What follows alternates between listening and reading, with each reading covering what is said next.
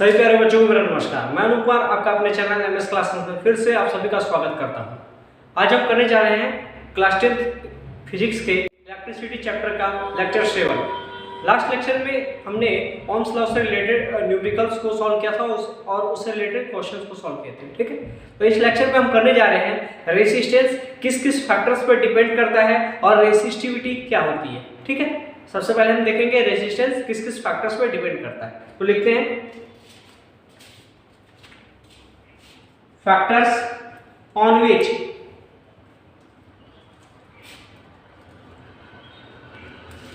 resistance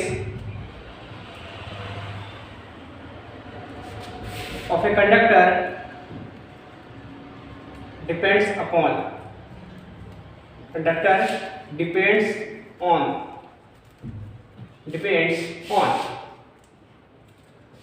कौन सा factors है जिसके बेसिस पे कंडक्टर का रेजिस्टेंस डिपेंड करता है। The factors on which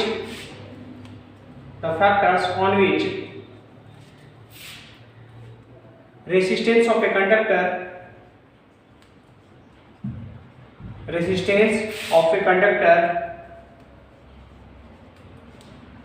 depends upon is first क्या हो जाएगा, लेंथ ऑफ ए कंडक्टर।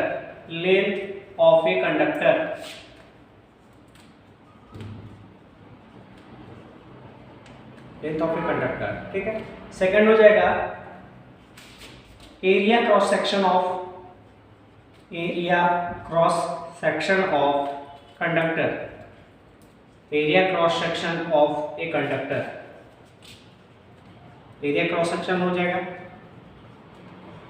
फिर हो जाएगा थर्ड नंबर पॉइंट हो गया। थर्ड नंबर हो जाएगा आपका नेचर ऑफ द मटेरियल। और जो फोर्थ नंबर पॉइंट है वो है length of a conductor, first point. Second है area cross section of a conductor, second point. And nature of the material, third point. And fourth point is the temperature of the conductor. Temperature लिख सकते हो basically, temperature। ठीक, तो चार factors हैं जिस पे रेजिस्टेंस डिपेंड करता है। कौन सा? Length of a conductor, area cross section of a conductor, nature of the material और टेम्परेचर। नोट कर लो।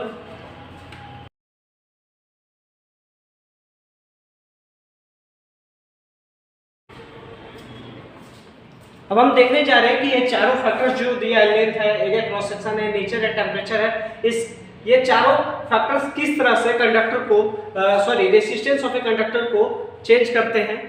Effect of length of a conductor, length का रेजिस्टेंस पे क्या फर्क पड़ता है। Effect of length of a conductor. ठीक है, तो एक बात याद रखना कि जितना ज्यादा लेंथ हम बढ़ाएंगे उतना ज्यादा रेजिस्टेंस बढ़ेगा। मतलब कि क्या होगा, the resistance of a conductor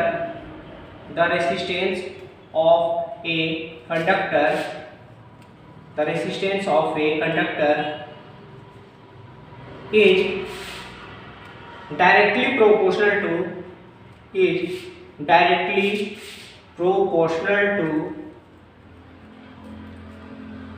directly proportional to its length।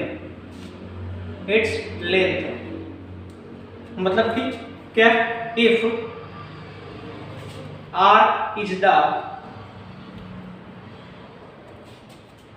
resistance of conductor, if R is the resistance and L is the length of a conductor,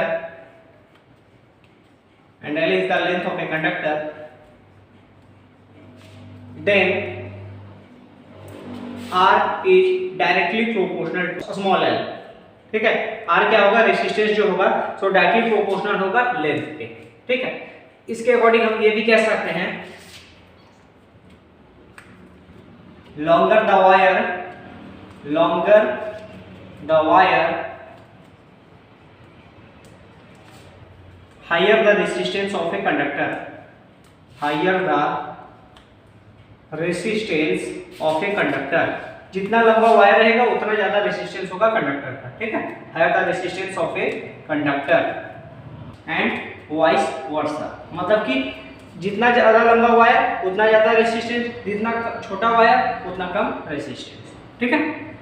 length को बढ़ाएंगे तो रेसिस्टेंस बढ़ेगा, लेंथ को घटाएंगे तो रेसिस्टेंस घटेगा। अगर हम लेंथ को क्या करें, ट्वाइस कर रहे हैं तो रेसिस्टेंस भी ट्वाइस हो जाएगा, लेंथ को हम हाफ करेंगे तो रेसिस्टेंस भी हाफ हो जाएगा। नोट कर लो।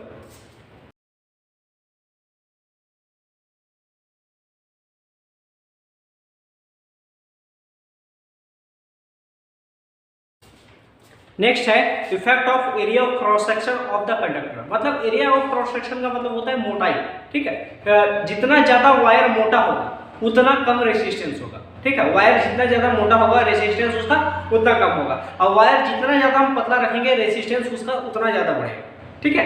मतलब क्या होता है, ये इनवर्सली प्रोपोर्शनल होता है area of cross section, resistance के इनवर्सली प्रोपोर्शनल होगा area of cross section. Resistance बढ़ाएंगे तो एरिया ऑफ क्रॉस सेक्शन हमें क्या करना पड़ेगा, कम करना पड़ेगा, ठीक है। और एरिया ऑफ क्रॉस सेक्शन अगर ज्यादा होगा तो रेसिस्टेंस क्या होगा, कम होगा, ठीक है। लिखते हैं effect of area of cross section, area of cross section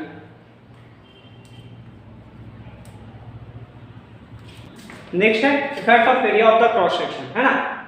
लिखते the resistance of a conductor, the resistance of a conductor, the resistance of a conductor is inversely proportional to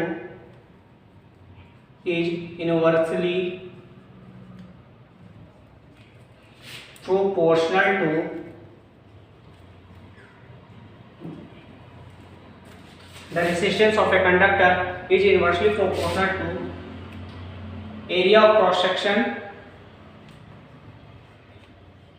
area of cross section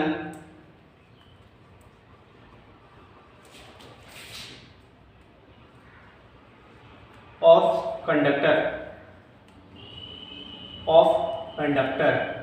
ठीक है। Resistance जो होगा conductor का वो क्या होगा, inversely proportional होगा एरिया ऑफ क्रॉस सेक्शन जिस कंडक्टर के, ठीक है। मतलब कि रेसिस्टेंस को if R is the resistance, if R is the resistance and A is the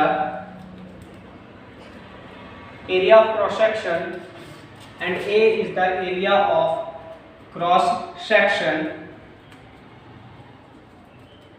if R is the resistance and A is the area of cross section of a conductor,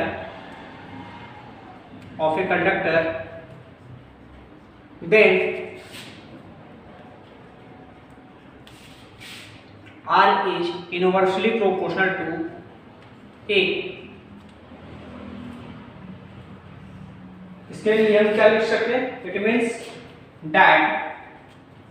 it means that इसका मतलब क्या होगा, जो thick wire होगा उसका resistance क्या होगा, उतना कम होगा। ए thick wire has a less resistance, a thick wire has a less resistance, and a thin wire and a thin air, ठीक है, and a thin wire has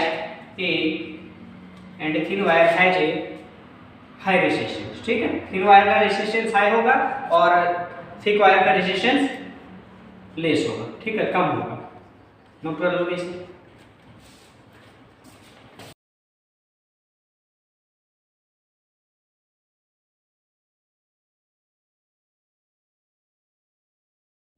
एक और बात इसमें नोट की जा सकती है कि जो रेसिस्टेंस होता है वायर का वो इनवर्सली प्रोपोर्शनल होता है स्क्वायर ऑफ इट्स डायमीटर का। क्या बोला मैंने, the resistance of a wire the resistance of a wire is inversely proportional to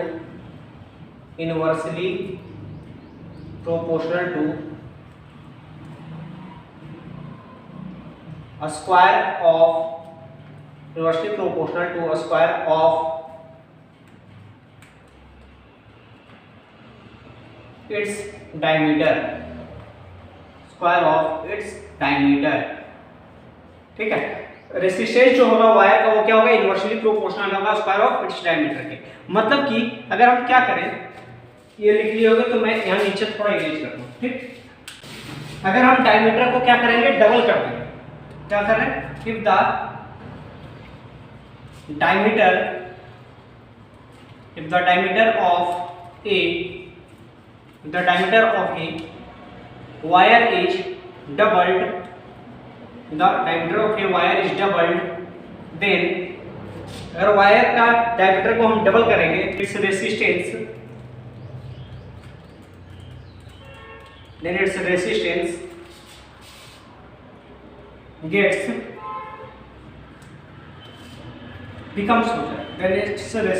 becomes what, 1/4। कितना हो जाएगा, 1/4। और अगर हम क्या करें, डायमीटर को हाफ करें, if the diameter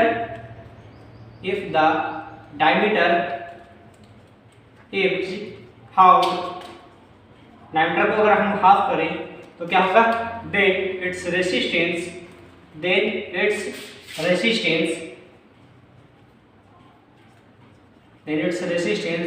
becomes 4 times।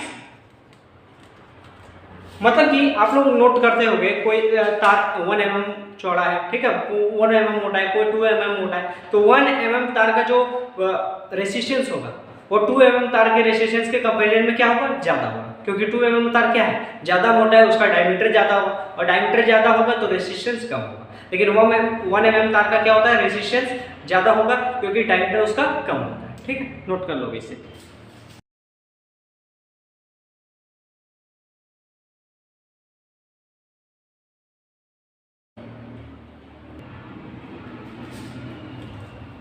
Next topic हम करने जा रहे हैं, effect of nature of material of the conductor.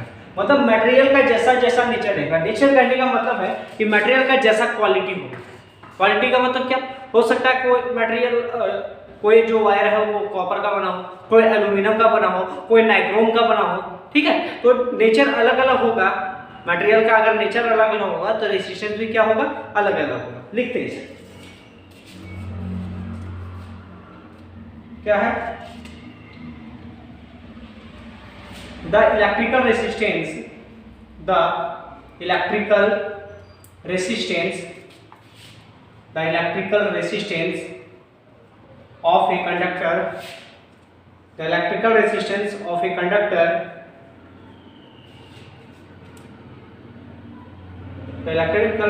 of a conductor depends on the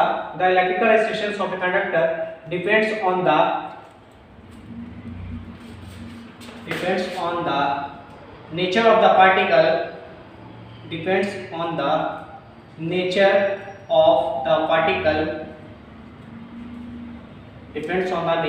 particle, of which it is made up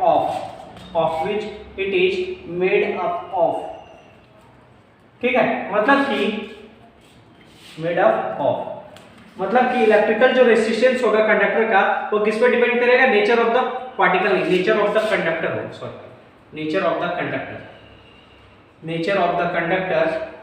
of which it is made up of. मतलब conductor जिस भी matter से बना हुआ है,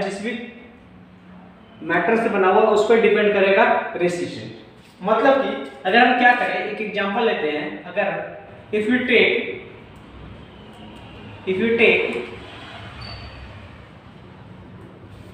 two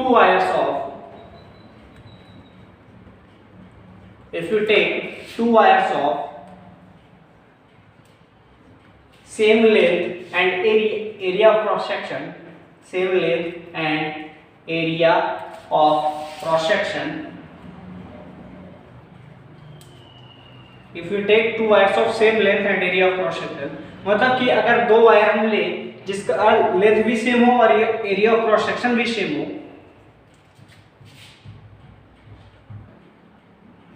one is made up of copper, one is made up of copper and another is made up of nichrome. Then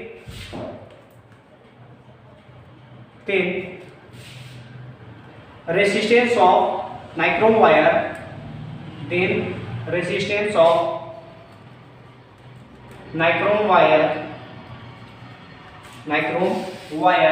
is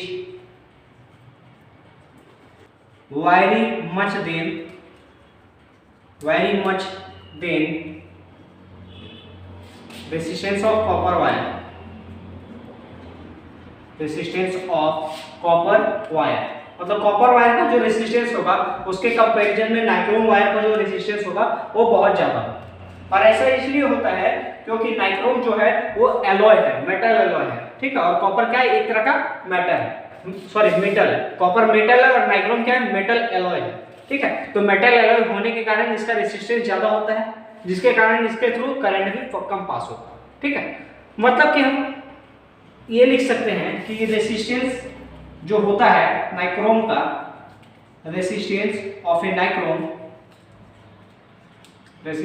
A nichrome wire is 60 times, 60 गुना ज्यादा होता है। किसका? 60 times of the resistance of copper wire. पूछेगा नहीं, फिर भी दिमाग में रखना, ठीक है। ये कभी पूछता नहीं है, लेकिन फिर भी दिमाग में रखना, समझने के लिए आसान हो, ठीक है। ये बहुत ही इंपॉर्टेंट पॉइंट है, नोट कर लो।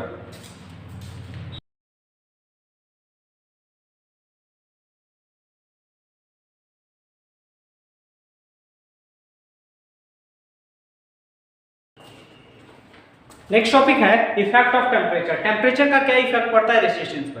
तो रेसिस्टेंस जितना ज्यादा, टेम्परेचर जितना ज्यादा हम बढ़ाएंगे रेसिस्टेंस उतना ज्यादा बढ़ेगा, ठीक है। टेम्परेचर बढ़ाएंगे तो रेसिस्टेंस बढ़ेगा, टेम्परेचर घटाएंगे तो रेसिस्टेंस घटेगा। किसका? प्योर मेटल्स का, ठीक है, प्योर मेटल्स का, सबका नहीं। प्योर मेटल्स का रेसिस्टेंस जो होता है वो टेम्परेचर बढ़ाने के साथ बढ़ता है और टेम्परेचर घटाने के साथ घटता है, कम होता है। लिखते हैं the resistance of all pure metals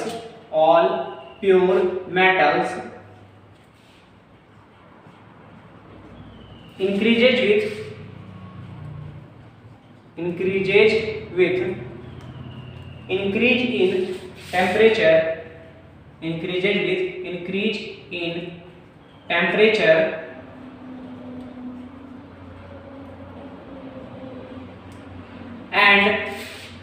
decreases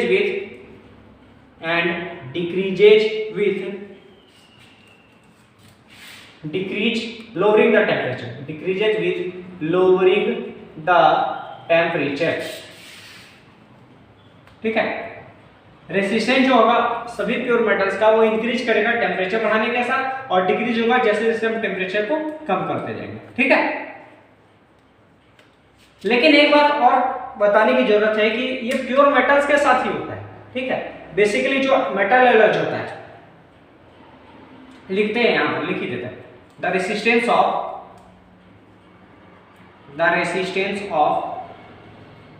metal alloys like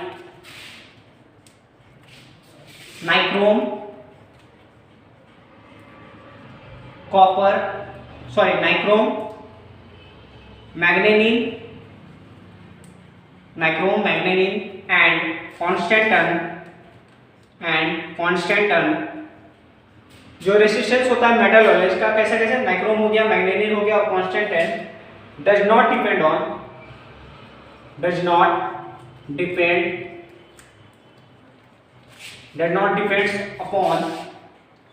देता हूं, does not depends on temperature. ठीक है, टेम्परेचर पे डिपेंड नहीं करता है। एक बात यहां नोटिस करने वाली है, जैसे जैसे टेम्परेचर को हम कम करते जाते हैं रेसिस्टेंस भी कम होता जाता है। एक टाइम आने के बाद क्या होगा, रेसिस्टेंस जीरो हो जाएगा। ठीक है, उस केस में कंडक्टर किसकी तरह वर्क करने लगता है, सुपर कंडक्टर की तरह। मतलब कि जब रेसिस्टेंस कंडक्टर में क्या हो जाए, जीरो हो जाए, तो कंडक्टर क्या बन जाता है, सुपर कंडक्टर। इतना नोट कर लो, फिर मैं बताता हूं उसे।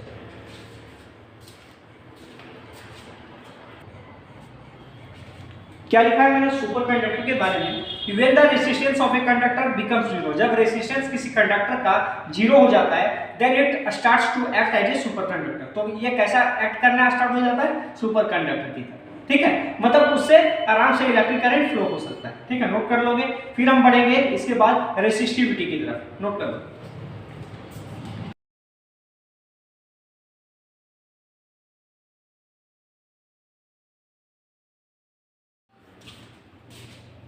अभी तक हमने देखा था कि रेजिस्टेंस किस किस फैक्टर्स पे डिपेंड करता है, लेंथ पे डिपेंड करता है, एरिया ऑफ क्रॉस सेक्शन पे डिपेंड करता है, टेम्परेचर पे डिपेंड करता है और मटेरियल ऑफ द कंडक्टर पे डिपेंड करता है। ठीक है, अब हम पढ़ने जा रहे हैं रेसिस्टिविटी।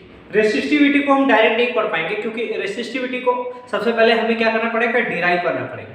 इसके फॉर्मूले से हम रेसिस्टिविटी को डिफाइन करेंगे। ठीक है, सबसे पहले जैसे कि पता है कि रेजिस्टेंस में सबसे पहले हम लोगों ने क्या पढ़ा था कि जो रेजिस्टेंस होता है वो डायरेक्टली प्रोपोर्शनल होता है किसके, लेंथ ऑफ द कंडक्टर के। उससे पहले लिखते हैं the resistance of a conductor, the resistance of a conductor is directly proportional to its length। मतलब कि क्या, that is R is directly proportional to L। इसे हम मानते हैं इक्वेशन 1। ठीक है, एक और बात हमने देखा था क्या, कि the resistance of a conductor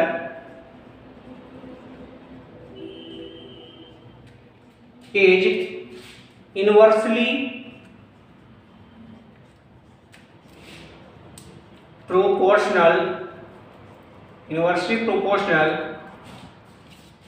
to the resistance of a conductor is inversely proportional to its area of cross section, that is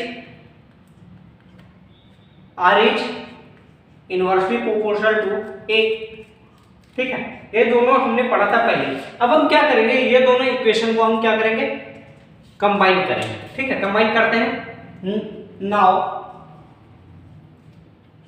combine equation 1 and 2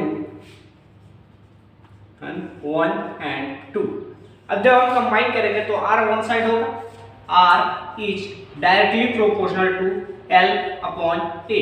ठीक है, R क्या होगा, डायरेक्टली प्रोपोर्शनल हो जाएगा L अपॉन A। और जब इस directly proportional sign को हम हटाएंगे, तो एक कांस्टेंट आएगा। ठीक है, जब इस साइन को हम हटाएंगे तो क्या आएगा, एक कांस्टेंट आएगा। R इक्वल्स क्या हो जाएगा, यहाँ पर एक कांस्टेंट आएगा जिसे हम कहते हैं रो। क्या बोलते हैं, रो इनटू L अपॉन A। और यही रो जो है, यही रो क्या कहलाता है, रेसिस्टिविटी कहलाता है। क्या कहलाता है, रेसिस्टिविटी। ठीक है, रेसिस्टिविटी। इसे हम इक्वेशन 3 बना देते हैं, R equal to rho into L upon A। तो ये हो गया क्या, रेसिस्टिविटी। अब नेक्स्ट वाले में हम रेसिस्टिविटी को डिफाइन करेंगे, इतना नोट कर लो।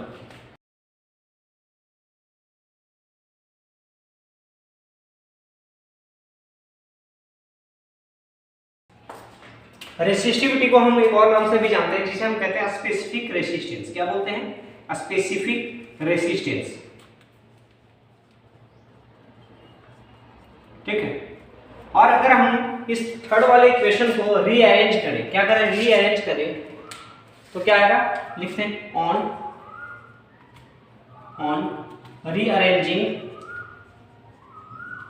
Rearranging equation third we get हमें क्या मिलेगा, वी गेट रो इक्वल्स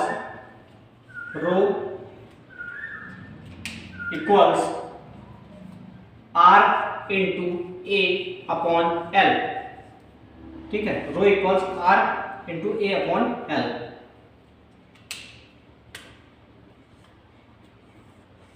ठीक है, R into A upon L, ये हो गया रेसिस्टिविटी, ठीक है, नोट कर लें।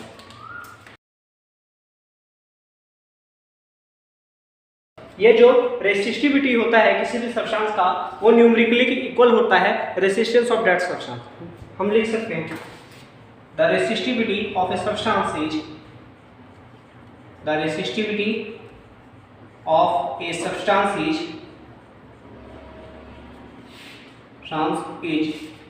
न्यूमेरिकली इक्वल टू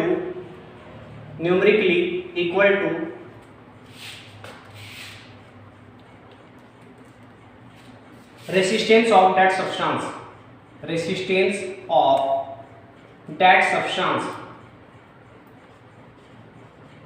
ठीक है, रेसिस्टेंस के इक्वल होगा उस सब्सटेंस के। तो हम लिख सकते हैं that is rho equals R, rho को हम लिखते कैसे, RH, इसमें डिनोट RHO, रो, ठीक है, रो इक्वल्स R। अच्छा, एक बात और नोट करने लायक है कि रेसिस्टिविटी का SI यूनिट क्या हो जाएगा, हम निकालते हैं। अच्छा, रेसिस्टिविटी का फॉर्मूला क्या होता है, rho equal to R into A upon L होता है, ठीक है। अच्छा, रेसिस्टेंस का तो हमें पता है ओम, रेसिस्टेंस का क्या होता है ओम, एरिया का क्या होता है मीटर स्क्वायर, और लेंथ का क्या होता है मीटर। अच्छा, मीटर से मीटर स्क्वायर काटेंगे तो मीटर बचेगा, तो क्या हो जाएगा रेसिस्टिविटी का ओम इंटू मीटर, यानी कि ओम मीटर। तो हम लिख सकते हैं the SI unit of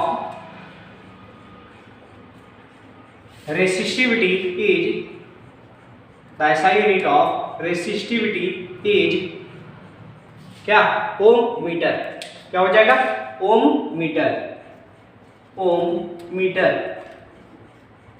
यानी कि ब्रैकेट में लिखोगे ओम मीटर, ठीक है।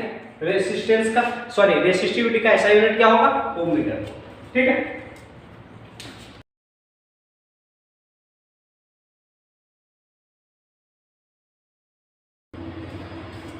अब हम मिलेंगे नेक्स्ट लेक्चर में।